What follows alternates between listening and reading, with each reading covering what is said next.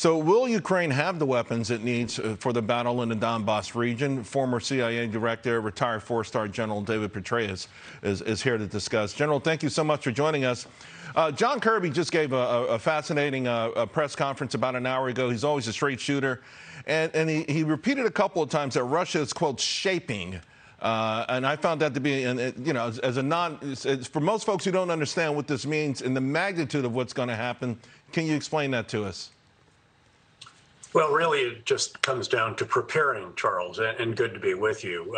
This could be a pivotal moment in the war in Ukraine, as the Russians obviously gave up on the effort to seize Kyiv, topple the government, and replace President Zelensky with a pro-Russian figure.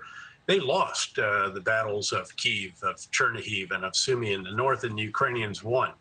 So the Russians have refocused in the area where they have made some gains, very hard fought. And they're going to reinforce that in the east and the southeast, and then presumably further down around the port of Mariupol when those defenders, incredibly resolute, really the Alamo of Ukraine in many respects, when that ultimately falls. And his discussion of shaping, normally for us, that would also include preparatory fires. It would include a variety of positioning of logistical assets, medical evacuation, resupply, ammunition caches, refueling assets, and so forth. And they're doing quite a bit of that, but they have struggled, as Admiral Kirby noted, and I know him well from the war years in the past. They have struggled with the logistical aspects of this. As he rightly noted, they've struggled with so much else, including air ground, including combined arms effects, where you use not just tanks, but infantry, engineers, artillery, mortars, and so forth all together, protected by air defense. All of these have been very, very challenging for them, and surprisingly so, given the months that they supposedly spent on training and maneuvers in Russia and also in Belarus before taking the operations to invade the country.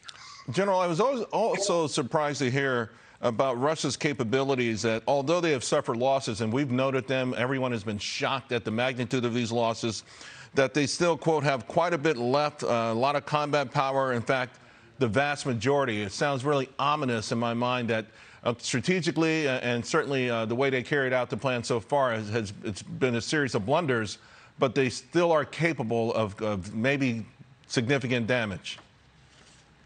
Well, we think that's the case, but we will have to see. The one challenge of the East that was not present in the North is that the terrain is a good bit more open. I've been to that part of Ukraine pre-COVID, certainly when I visited the front lines in the Donbass. It is much more advantageous terrain to the kinds of offensive operations that we presume that the Russians will want to conduct. Again, armor, infantry, fighting vehicles, and so forth.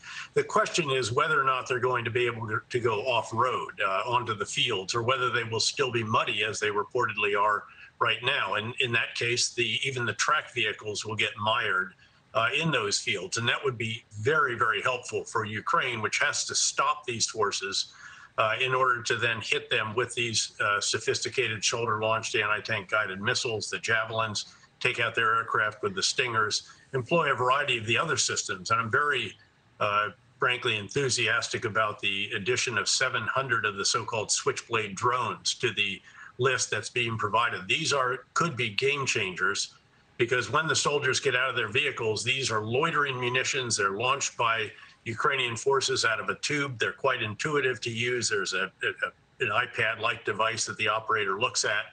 He picks the target. It's circling above. It's electric, so you can't hear it. And then it just takes out that target. So it is literally silent but deadly. What we're sending are the anti-personnel versions. I'd love to see a lot of the armor version, but they're literally just not in our arsenal. And let me just highlight something that is a challenge for us. I think we'd like to provide a great deal more for Ukraine.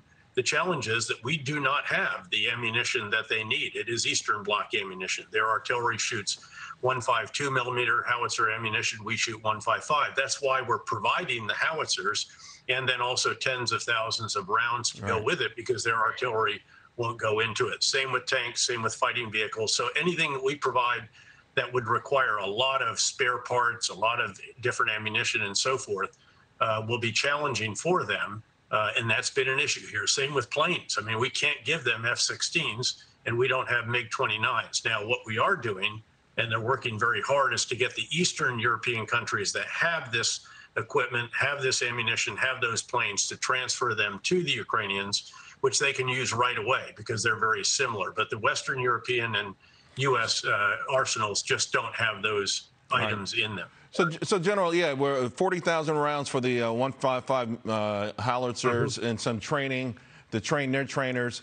The planes, it sounds like you're suggesting then that the MiG-29s are still possibly in play? Well, I don't know. I'm not part of that discussion. I wish that they could have just been quietly handed to the Ukrainian pilots at some airfield in eastern Poland, and no one would make a lot of big deal about it. Unfortunately, they did. Then they wanted to, in essence, launder it through the U.S. and get a guarantee that we'd provide F-16s, which we can't. All the ones coming off the assembly line are committed to another nation in the Indo-Pacific, which, after all, is still the priority, despite what is going on here and the way that we're focused very, very much on that. I've got a minute to go, General. So a Ukrainian official says that this is now the active phase of the offensive. Of course, a lot of experts thought this would be a 1 week, maybe several day, invasion, quick victory. And this is a lot of folks in the West. Do we have a potential timeline right now, a new timeline? I don't think so. I think the timeline is in Moscow. It's Putin's watch or clock.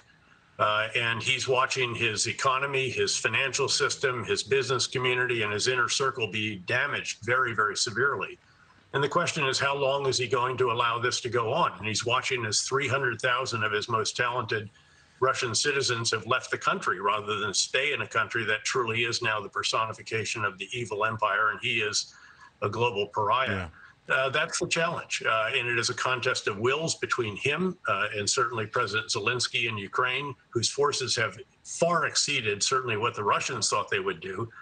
You said that, they thought this would be a few days or a week. That was what Russia thought it would be. And this has been a very, very rude awakening for them about the limitations of their forces and the extraordinary capabilities demonstrated by the Ukrainians. Great point. General Petraeus, thank you so much. Appreciate it. Hi, everyone. I'm Brian Kilmeade. I want you to do me a favor. I want you to click to subscribe to the Fox News YouTube page. This is the only way that I know for sure that you're not going to miss any great commentary, any great news bites, any great interviews coming your way on Fox. You can get it all here on YouTube. So subscribe right now.